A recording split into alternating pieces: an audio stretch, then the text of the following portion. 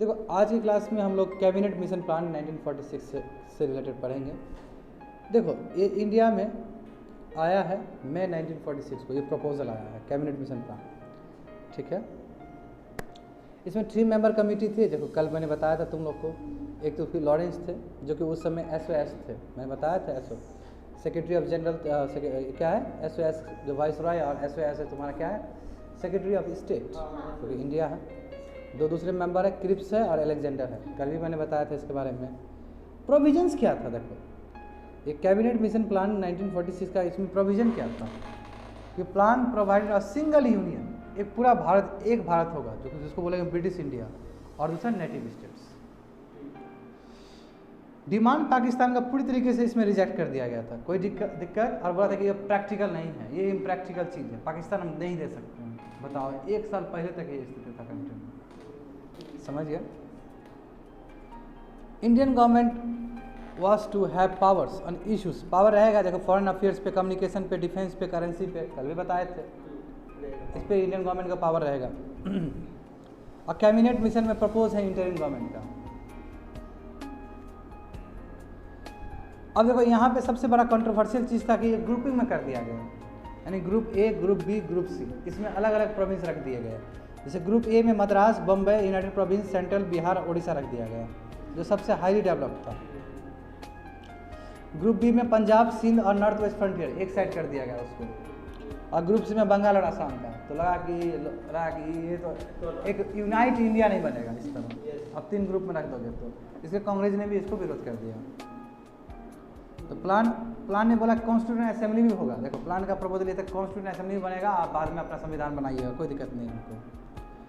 तो पहले positive aspect देखते, कैबिनेट मिशन का पॉजिटिव चीज़ क्या था, नेगेटिव भी देखेंगे, नेगेटिव में समझ में आ जाएगा।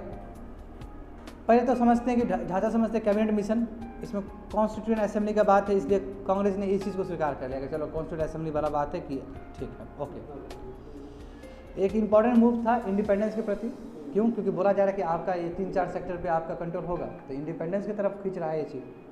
कंपलसरी ग्रुपिंग था जो कि कांग्रेस ने स्वीकार नहीं किया, देख लो। इंटरिम गवर्नमेंट ये कांग्रेस ने स्वीकार किया, और कांग्रेस मेंबर फॉर्म, और यहाँ पे कांग्रेस ने काउंसिल ऑफ मिनिस्टर अपना बना लिया, जिसमें जवाहरलाल नेहरू भी एक थे। ये अगेन पार्टीशन के अगेंस्ट था, तो कांग्रेस ने इस चीज़ को एक्सेप्ट कर लिया। अब देखो setting of constitution assembly in democratic manner, ये बोला गया।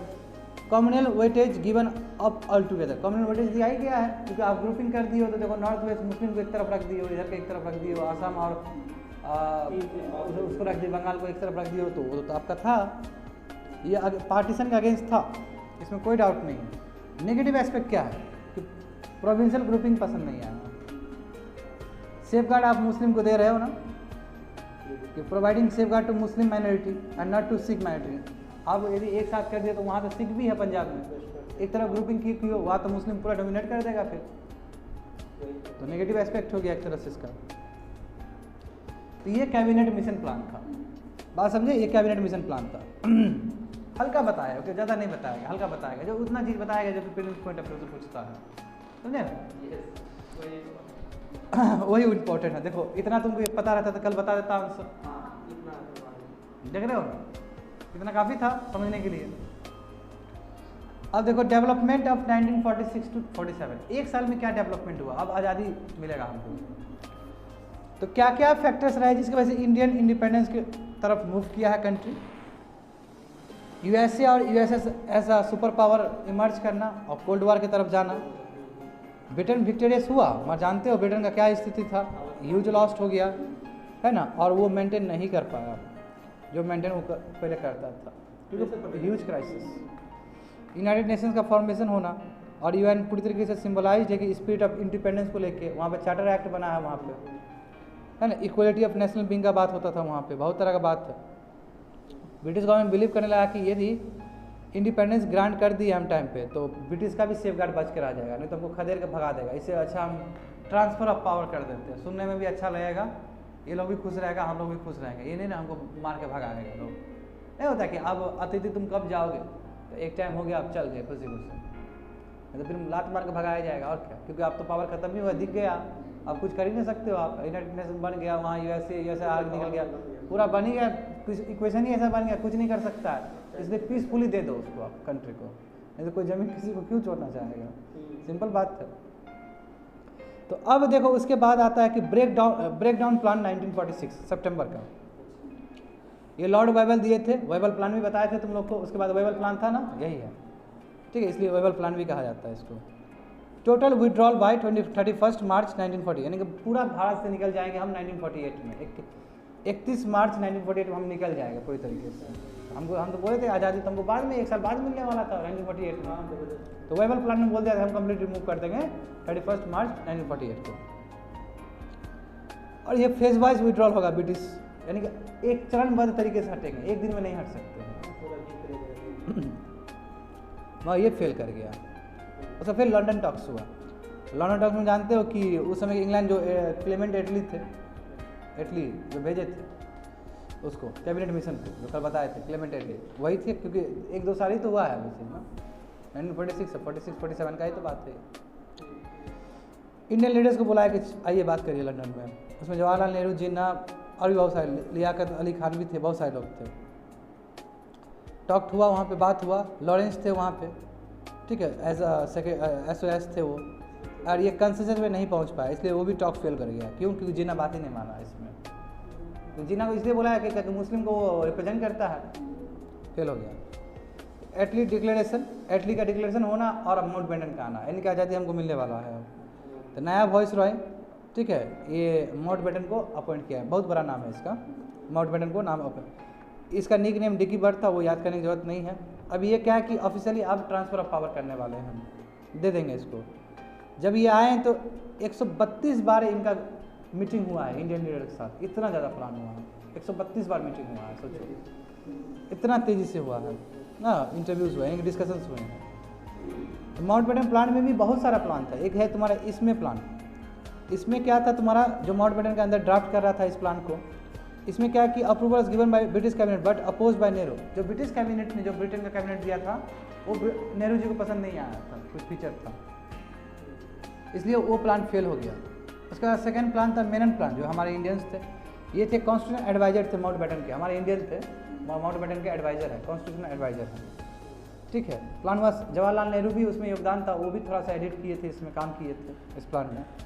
पटेल जी ने इसको अप्रूव कर दिया, और तब जाके फाइनली इंडिया पाकिस्तान का कॉन्सेप्ट रख दिया गया कि अब इंडिया और पाकिस्तान 2 यूनिट में डिवाइड होगा ही होगा। और बाद में ब्रिटिश कैबिनेट ने इस चीज़ को मान लिया। अब मेन जो आया 3 जून प्लान, इसमें क्या है, it had all India Congress committee plan, सभी था, और इसमें फाइनली 15 जून 1947 को ये पास हो गया। और ये बोल दिया ठीक 1 महीना बाद, 2 महीना बाद भारत आज़ाद हो जाएगा, पावर हो जाएगा ट्रांसफर, ये कर दिया गया। तो फ्रीडम देखो, 4 जुलाई 1947 को इंडियन इंडिपेंडेंस बिल पास हुआ असेंबली में, सेंट्रल लेजिस्लेटिव पावर जो तुम्हारा है ऊपर वाला, ठीक है। इससे क्या हुआ कि इंडियन इंडिपेंडेंस एक्ट 18 जुलाई 1947 को बना, यानी कि लगा 15 दिन लगा हमको लगभग पास करने में, और ये इम्प्लीमेंट हो गया। बोला कि इतने दिन से हम लागू कर रहे हैं इस एक्ट को, और भारत आज़ाद हो गया 15 अगस्त 1947 को। इससे पूरा कंट्री फ्री हो गया, समझ गए, खत्म कर, आज़ादी मिल गया, तुम लोग खत्म कर दिए मॉडर्न इंडिया, मॉडर्न इंडिया खत्म कर दिया। अब पेरिफेरल आइडिया से कि महिलाओं का रोल क्या है, उस दिन बताए थे ना कि महिलाओं का रोल क्या है, देख लो, यानी कि हम आज़ादी दिला दिए तुम लोग। मॉडर्न इंडिया आई कंक्लूड, जो बड़े बड़े इवेंट हुए थे सब कंक्लूड कर दिए हम, ठीक है। अब जो चीज़, छोटी छोटी चीज़ है, जो मिसलेनियस चीज़ है, वो सभी के बारे में अब चर्चा होगा। आज़ाद हो गया बात खत्म। अब उसके बाद नेहरू जी का प्रोग्राम और पॉलिसी, इकोनॉमिक्स में पढ़ रहे हो तुम लोग, और उसके लिए अलग से 2 मॉड्यूल भी लेके आएंगे। जब सिविल सर्विस का एग्जाम बहुत नज़दीक रहेगा तो 3-4 मॉड्यूल लेके आएंगे, और क्या 3-4 मॉड्यूल लेके आएंगे कि आज़ादी के बाद और 1991 में क्या क्या इवेंट्स हुए हैं, और 1991 के बाद तो इधर खिंचा ही जाता है बहुत सारा चीज़। महिलाओं का रोल देखो, महिलाओं का रोल इंडियन नेशनल मूवमेंट में बढ़ चढ़ के देखने को मिला था, ठीक है। अलग अलग फेजेस में, जैसे एज एक्टिविस्ट भी काम की, लेजिस्लेचर में भी काम की, पार्लियामेंट्रियन के तौर पे काम की। शुरू में कहा जाए तो गजब बात है, कांग्रेस सेशन में भी इनका पार्टिसिपेशन था, 10 महिला पार्टिसिपेट की थी 1889 के सेशन में इंडियन नेशनल कांग्रेस में। 2 प्रोमिनेंट वुमेन थी जो उसमें घोषकाल की थी, और तुम्हारा गांगुली थी, वो पार्टिसिपेट की थी 1890 कांग्रेस सेशन में। स्वदेशी मूवमेंट में भी मैंने बोला था कि बढ़ चढ़ के हिस्सा ली थी। होम रूल मूवमेंट खुद एनी बेसेंट लीड की है। गांधी जी का रोल था महिलाओं को घर से निकालने में, उसके बाद प्रोमिनेंट महिलाएं रही है, जो सरोजिनी नायडू हो गई, उर्मिला देवी रही, बहुत सारा हुई। उसके बाद हमने वो भी अंडरग्राउंड वाला भी बात किया था, उषा मेहता का भी बात किया था क्लास में, ठीक है। सरला देवी चौधरानी भी रही है, बहुत तरह और भी बहुत सारे हैं, ठीक है। और सो ऑन। CDM में भी बहुत रोल रहा है तुम्हारा, बीना देवी थी, कृति लता थी, एसेट्रा। 1950 के 10 एक क्वेश्चन पूछा गया था सिविल सर्विस में, इसलिए अलग अलग फेजेस का अलग अलग महिलाओं को तुम लेके वर्णन कर रहे हो, इससे आंसर ज़्यादा मिलेगा तुमको। सुचिता मजुमदार कृपलानी थी, वो जो वाइफ थी तुम्हारा आचार्य कृपलानी की, बहुत काम की। अरुणा असफ अली, जो मैंने बोला था सत्याग्रह में बहुत बड़ा रोल था इनका, ठीक है। कांग्रेस रेडियो चलाई थी, वही मैंने बोला उषा मेहता के बारे में। देखो अरुणा असफ अली थी, ऋषा मेहता थी, अंडरग्राउंड रोल प्ले की थी क्विट इंडिया मूवमेंट के टाइम में, और भी बहुत सारे थे। सो समझे, ये फैक्टर खत्म कर दिया। महिलाओं को ये UPSC में पूछा गया सवाल है, इसलिए आंसर दे दिए इसका, ठीक है ना। नहीं तो तुम पूरा क्रोनोलॉजी पढ़ता तो अपने आप तुम अलग अलग जोड़ लेता। देखो ऐसा मत सोचना कि तुम पढ़ रहे हो तो वही तुम लिखोगे, नहीं। तुम आज जो पढ़े 6 महीना पहले पढ़े, उसको जोड़ के लिखना पड़ेगा सीक्वेंस। कोई भी क्वेश्चन स्ट्रेट फॉरवर्ड नहीं आता है सिविल सर्विस में, हर एक क्वेश्चन में दिमाग लगाना होता है और कंपेयर करना होता है। तो जब आपको आइडियाज़, ठीक है, आप कंपेयर करना पड़ेगा। अब बताओ, एक क्वेश्चन पूछ देता है कि गांधी जी यदि इंडियन नेशनल मूवमेंट में नहीं होते तो किस तरह का मूवमेंट होता। जैसे कहीं कोई किताब में नहीं लिखा रहेगा, हर किताब में गांधी जी के बारे में लिखा रहेगा, तो तुमको एज्यूम करना पड़ेगा गांधी जी का जो कंट्रीब्यूशन रहा है, यदि वो कंट्रीब्यूशन नहीं रहता तो क्या हो जाता। तो तुमको पूरी तरीके से क्रिटिकली एवेल्यूएट करना है ये क्या होता है। आज जब इकोनॉमिक्स में भी ऐसे सवाल पूछे थे, जहाँ माइंड लगाने वाला, बिल्कुल सिविल सर्विस में माइंड लगाने वाला ही क्वेश्चन पूछा जाता है, समझे। अब देखो कम्युनलिज्म एंड पार्टीशन कैसे आया हमारे कंट्री में, इसका भी एक जेनेसिस है, इसका भी एक रीजन है। देखो क्या क्या रीजन रहा है राइज ऑफ कम्युनलिज्म के होने का। पार्टीशन किस रीजन से हुआ, पाकिस्तान मूवमेंट कैसे हुआ, कहाँ से ओरिजिन हुआ पाकिस्तान मूवमेंट, ब्रिटिश का क्या रोल रहा है, पार्टीशन मिडिल क्लासेस में क्या रोल रहा है पार्टीशन का, 1937 से 47 में ऐसे क्या इवेंट हुए हैं जिसकी वजह से मुस्लिम लीग का जो पॉलिटिक्स है और बढ़ चढ़ के हिस्सा लिया। डिस्पाइट कहते हैं कि despite the fact that Muslim Hindus fought together, 1857 में हिंदू मुस्लिम साथ लड़े, फिर पार्टीशन का जरूरत क्या पड़ा फिर बाद में जाके, है ना। तो गांधी जी का एटीट्यूड क्या रहा है, नेहरू जी का एटीट्यूड क्या रहा है, अबुल कलाम का क्या एटीट्यूड रहा है पार्टीशन को टुवर्ड्स, ये पढ़ते ही खत्म हो जाएगा मॉडर्न इंडिया, ठीक है। ये लास्ट है मॉडर्न इंडिया का पार्ट, यहाँ मॉडर्न इंडिया पूरा conclude. Communalism and partition last aspect है मॉडर्न इंडिया का। तो देखो खत्म हो गया, तुमको मॉडर्न इंडिया पूरा कंप्लीट हो जाएगा। देखो अब बात समझते हैं कम्युनलिज्म। कम्युनलिज्म क्या, ब्रिटिश पॉलिसी था, डिवाइड एंड रूल पॉलिसी था। इसमें क्या किया कि हिस्ट्री को री इंटरप्रेट कर दिया गया, है ना। हम तो बोले ही थे, कभी भी जब इंडिया में आए देखा कि अरे बाप रे इंडिया तो बहुत आगे अच्छा है, तो इंडिया अच्छा है दिखाओगे तो इंडिया का पावर बढ़ जाएगा ना। इसमें तो दिखाओगे तुम बहुत बारबरीक है, बहुत नीचे है तुम लोग, तो वही किया गया कि मिस इंटरप्रेट किया गया हिस्ट्री किताब को। पार्टीशन ऑफ बंगाल हुआ था, लॉर्ड कर्जन करवाया था, इंडियन काउंसिल एक्ट बनाया था उन्हें, मॉडल रिफॉर्म्स, वो कम्युनल इलेक्टोरेट था। गवर्नमेंट ऑफ इंडिया एक्ट 1919 का हो गया, उसमें भी पूरी तरीके से तुम्हारा उसमें टींज है कम्युनलिज्म का। 1930 मैकडोनाल्ड अवार्ड में भी तुम्हारा ये दिखा 1932 में, फिर पूना पैक्ट में उसको सॉल्व किया गया। As social religious reform movement में भी तुम देखोगे हिंदू में शुद्ध बुद्धि मूवमेंट चला है, तो बोले तो थे तुमको शुद्ध मूवमेंट इधर चला है, इधर और भी बहुत सारा अहमदिया मूवमेंट सब चला है। कहीं ना कहीं कम्युनलिज्म का बीच तो वही रहा था अलग अलग तरीके से, क्योंकि हिंदू बहुत आगे निकल गया था, मुस्लिम बहुत पीछे रह गया था। बस एक फैक्टर बहुत ज़्यादा है तुम्हारा आगे लड़वाने के लिए। उसके बाद फिर पॉलिसी ऑफ अपीसमेंट ब्रिटिश की तरफ से सर सैयद अहमद खान को हेल्प कर देना, और उसकी वजह से तुम्हारा ये अलीगढ़ मुस्लिम यूनिवर्सिटी बाद में बनना, जो मुस्लिम के लिए ही स्पेशली काम करेगा। तो सिंपल सी बात है यही। उसका तंजीम मूवमेंट हुआ, उसके बाद कम्युनलिज्म मूवमेंट हो गया, शुद्ध मूवमेंट, उधर रिवाइवलिस्ट मूवमेंट हो रहा है, सब बता चुके हैं तुमको, ठीक है। जो जितने ही बताएं वो सभी चीज़ का वो है कंसिलेशन है। तो पहला पार्ट देखते हैं कि ब्रिटिश का डिवाइड एंड रूल पॉलिसी। देखो हिस्ट्री को मिस इंटरप्रेट करना, पार्टीशन ऑफ बंगाल होना, ये सभी चीज़ बता चुके हैं। सोशल रिलीजियस रिफॉर्म मूवमेंट का बात होना, एक अपॉर्चुनिटी इंडियन मिडिल क्लास के लिए आया था। अब जो मिडिल क्या है कि वो अटेंशन नहीं दिया गया था, इसलिए डिसकंटेंट हो गया था मिडिल क्लास में। 19वीं सेंचुरी में देखो कंजर्वेटिव आइडियाज़ ऑफ थॉट है ना, हिंदू और मुस्लिम दोनों के अंदर था। सोशल रिलीजियस रिफॉर्म मूवमेंट में क्या हुआ, बहुत कोशिश किया गया, क्योंकि बड़े बड़े हमारे रिफॉर्मर्स आए हैं, राजा राम मोहन राय, ये कोशिश किए कि हिंदू को उत्थान करें, और उधर मुस्लिम में भी हुआ है ये चीज़। वहाँ होते होते देखा देखी में कम्युनलिज्म भी हो गया, शुद्ध मूवमेंट याद करो। तो because of this reform Hindu middle class ऊपर हो गया, मुस्लिम मिडिल क्लास पीछे रह गया। जब पीछे रह गया तो खाई तो आएगा ही है, वो खाई कम्युनलिज्म का रूप ले लेता है। रिवाइवलिस्ट मूवमेंट देखो, जैसे कि शुद्ध मूवमेंट दयानंद सरस्वती स्टार्ट की, तो उसको एक्सप्लेन कर दो। तबलीग मूवमेंट तुम्हारा जो रिस्पॉन्स है शुद्ध मूवमेंट के अगेंस्ट, मुस्लिम का। तो ये भी जा रहा है कि तुम भी आ जाओ इस्लाम में, आ जाओ तुम भी इस्लाम में आ जाओ, जैसे हिंदू जा रहा है तुम भी इस्लाम में आ जाओ। सर सैयद अहमद खान का रोल जानते हो, ये पॉजिटिव बहुत ही पॉलिसी अपीजमेंट की तरह, ये ब्रिटिश के पाले में थे, ये वहाँ बहुत तरह का बात हुआ है। इन्होंने कहा कि ब्रिटिश लेफ्ट इंडिया तभी हो सकता है जब हिंदू मुस्लिम एक साथ रहने वाले। शुरू में तो बोले थे हिंदू मुस्लिम में बात करते, तो बाद में बोले कि नहीं रह सकते हैं। तुमको बताए थे, लाहौर वाला बताए थे, स्पीच क्या जाके दिए थे बाहर, याद है? हाँ बोले थे तुमको। अब कम्युनल ऑर्गेनाइजेशन देखो क्या क्या बना है, हिंदू महासभा बना है, बताओ नाम से बना रहे हो, जो मालवीय साहब बनाए थे। सुधी मूवमेंट, दयानंद सरस्वती, है ना, और भी संगठन बना, RSS बना तुम्हारा, देखो नागपुर सेशन, ग्वालकर थे मेन उसके, ठीक है, और भी बहुत सारे हैं 1940, ठीक है। वो पैम्पलेट लिखते, वही लिखते, तुम लोग को बताया। तबलीग मूवमेंट देखो इस्लाम ने स्टार्ट किया था, सुधी मूवमेंट का, तंजीम मूवमेंट भी था तुम्हारा, मुस्लिम कम्युनिटी को एक करने के लिए, बात समझे। अब पार्टीशन देखो, उसमें देखो अब फॉर्मेशन ऑफ कांग्रेस मिनिस्ट्री। अब देखो इलेक्शन जब हुआ तो तुम जानते हो, एक दिन मैंने बहुत लंबा कहानी बताया था कि मोहम्मद अली जिन्ना का कहानी भी बताया था, कहाँ से उसको मिला। शुरू में तो सोचा कि ठीक है हम हार भी गए तो कोई बात नहीं है, हम कांग्रेस प्लेटफॉर्म से ही काम करेंगे, पहले तो उसी प्लेटफॉर्म पे थे हम, कोई दिक्कत नहीं, हमको काम करने देगा, मगर आपको मेजोरिटी में मिला ही नहीं तो आपको काम करने कहाँ से देगा। तो बहुत बड़ा फंस गया यहीं पे, और यहीं पे बीज एक लंबा खींचा गया। अब तब मुस्लिम लीग सोचा कि ना अब हमको बीज बोना ही पड़ेगा हिंदू मुस्लिम वाला, अदरवाइज नहीं जीत पाएंगे इलेक्शन में। अभी आगे बढ़ते बढ़ते पाकिस्तान का रूप ले सकता है, सिंपल सी बात है। देखो कांग्रेस मिनिस्ट्री का बनना भी बहुत बड़ा दिक्कत वाली बात है। देखो क्या बोला यार कि जैसे कांग्रेस मिनिस्ट्री बना 1937 के इलेक्शन में, ठीक है, तो दोनों में दरार आना शुरू हो गया, और ये हम्बल बिगनिंग था वहीं से पाकिस्तान मूवमेंट। तो कह सकते हो कि जो इलेक्शंस हुए थे, पहला इलेक्शन ये 1937 का, तो वहीं से बीज बोया, क्योंकि पूरी तरीके से प्रचंड बहुमत में जीत गया कांग्रेस लोग 6 प्रोविंस में, और उधर भी कोalition फॉर्म बनवा लिया है लोग। जिन्ना सिकंदर पैक्ट देखो, ये साइन होता है मोहम्मद अली जिन्ना और सिकंदर, ये बहुत लंबा हिस्ट्री है, कभी बताएंगे उस मॉडर्न इंडिया में ऑप्शनल में, ठीक है, बिल्कुल करेंगे वो भी चीज़। देखो इसमें क्या है कि कांग्रेस देखो 6 सीट जीत गया था, बता चुके हैं तुम लोग को।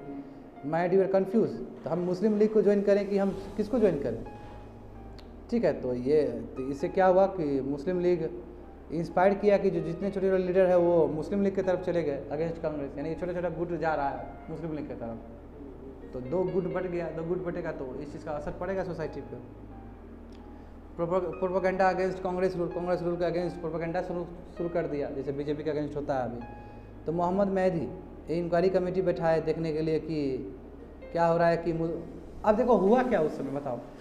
उस समय इतना सोशल मीडिया तो नहीं था, तो नए नए झूठ मूठ का कहानी लिख देता था कि आज मुस्लिम का 10 आदमी को मार दिया गया हिंदू के द्वारा, एक पेपर में छाप दिया, मन घड़ंत नैरेटिव पढ़ेगा तो सच में हो जाता था। उस तरफ हिंदू को मार दिया, फिर हिंदू को मारेगा तो हिंदू रिटेलिएशन करेगा, तो सच में हो जाता था ये चीज़, समझ रहे? तो ये हुआ है सर। मोहम्मद मेहदी ने एक इंक्वायरी कमेटी बैठाया ये देखने के लिए कि मुस्लिम के ऊपर कांग्रेस गवर्नमेंट बहुत वो कर रहा है, जुल्म ढा रहा है। वहाँ ऐसा नहीं है, क्योंकि मुस्लिम ने भी वोट दिया है कांग्रेस को उस समय। कमेटी ने सपोर्ट अपना रिपोर्ट सबमिट किया था, इसको पीरपुर रिपोर्ट कहते हैं, ठीक है, क्योंकि ये तुम्हारा पीरपुर की, क्योंकि मोहम्मद जो मेहदी थे वो राजा थे तुम्हारा पीरपुर के, और ये नेटिव स्टेट के राजा ने ये इनिशिएटिव लिया था, क्योंकि मुस्लिम को रिप्रेजेंट कर रहे थे ये।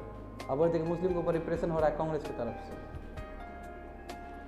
इस हिसाब से एट्रोसिटी ऑफ कांग्रेस बार बार उसमें कांग्रेस के बारे में गलत बताया जा रहा है उस रिपोर्ट में, कांग्रेस ही है जो मुस्लिम को मारा है।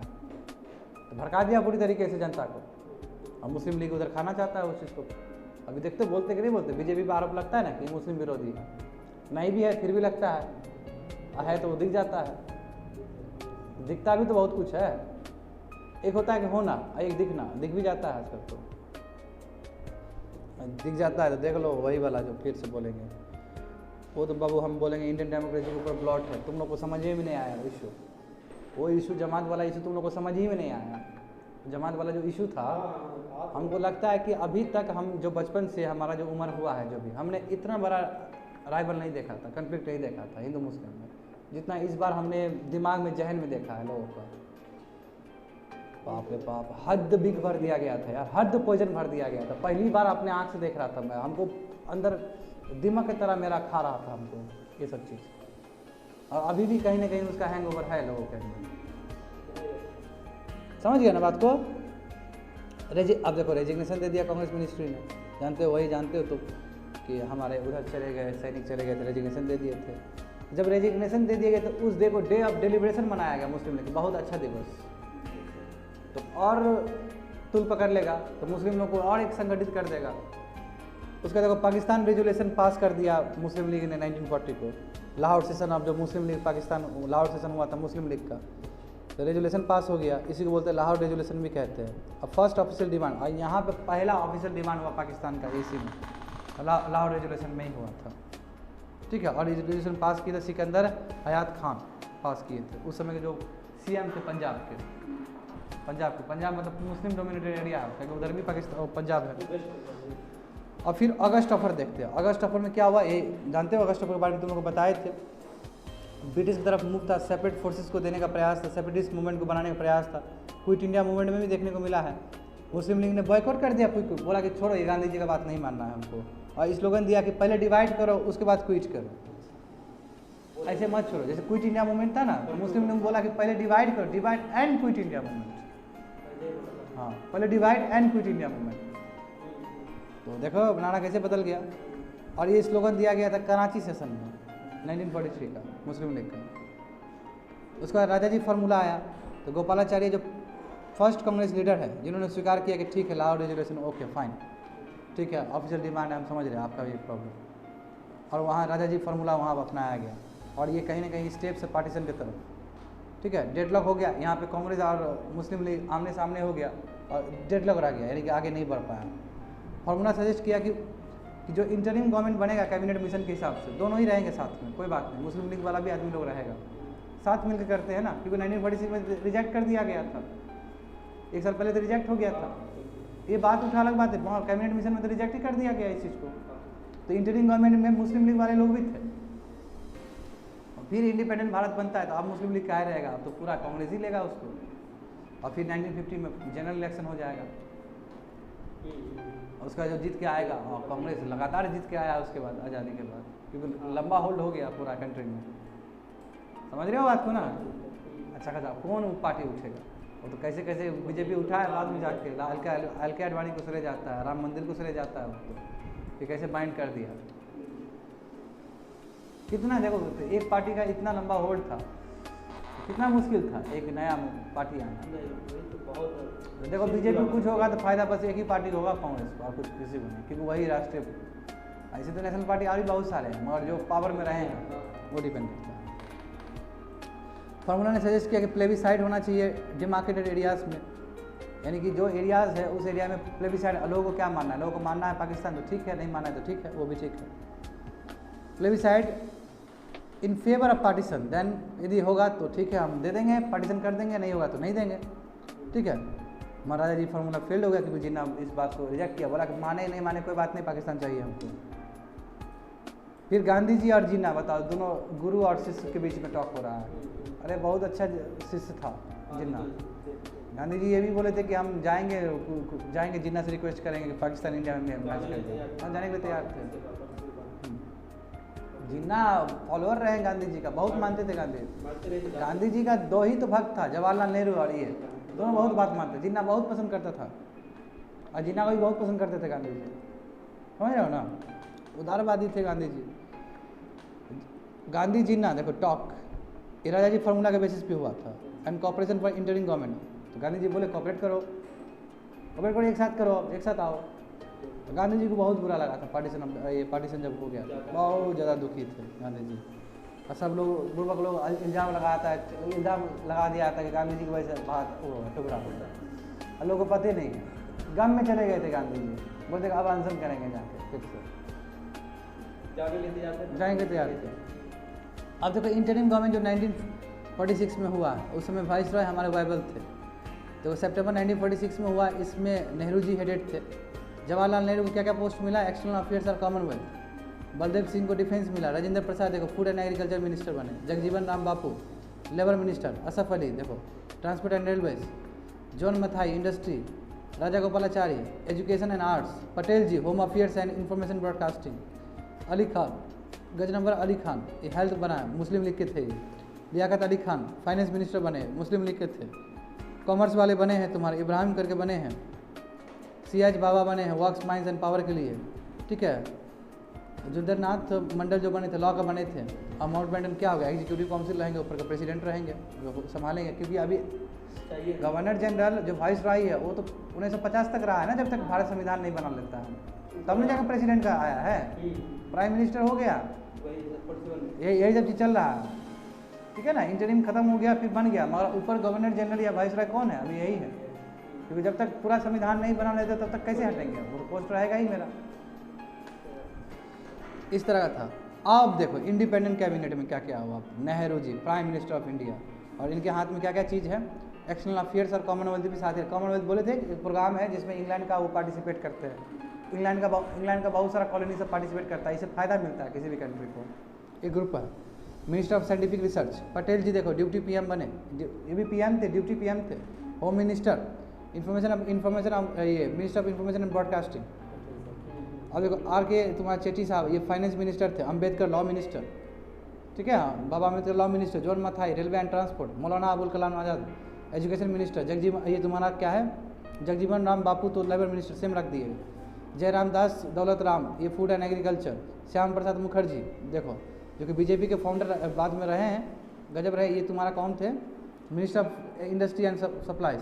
भाभा तुम्हारे रहे हैं कॉमर्स के, और भी बहुत सारे रहे हैं। KC नियोगी तुम्हारा ministry of relief and rehabilitation रहे हैं। अमृत कौर हेल्थ में रही है। देसाई लियाकत पैक्ट 1945 में साइन हुआ। देखो इसमें क्या है कि टॉक्स हुआ तुम्हारा देसाई और लियाकत अली खान के बीच में, और कहा गया कि इंटरिम गवर्नमेंट सेंटर पे रहेगा जिसमें दोनों ही पार्टिसिपेट करेंगे, और ये फार्मूला भी जिन्ना ने मना कर दिया। जिन्ना को चाहिए तो चाहिए अब, ठीक है ना, ठान लिया था हमको पाकिस्तान चाहिए तो चाहिए। ओएल प्लान और शिमला कॉन्फ्रेंस हुआ। देखो वाइसरॉय एग्जीक्यूटिव काउंसिल को फिर से रीऑर्गेनाइज किया गया, बैलेंस रिप्रेजेंटेशन है। मेन कम्युनिटी तुम्हारा शिमला कॉन्फ्रेंस में हुआ था, इसमें इक्वल हिंदू और मुस्लिम दोनों से बराबर गए थे। ऑल मेंबर्स इंडियन थे, बस वाइसरॉय कमांडर इन चीफ वहाँ पे ब्रिटिशर्स थे। सभी पोर्टफोलियो तुम्हारा इंडियंस के थे, बस कुछ पोर्टफोलियो ब्रिटिश रखेगा। इसी को वाइसरॉय ओएल प्लान भी कहा जाता है। ये प्लान फेल कर गया पूरी तरीके से, क्यों, क्योंकि जिन्ना ने रिजेक्ट कर दिया।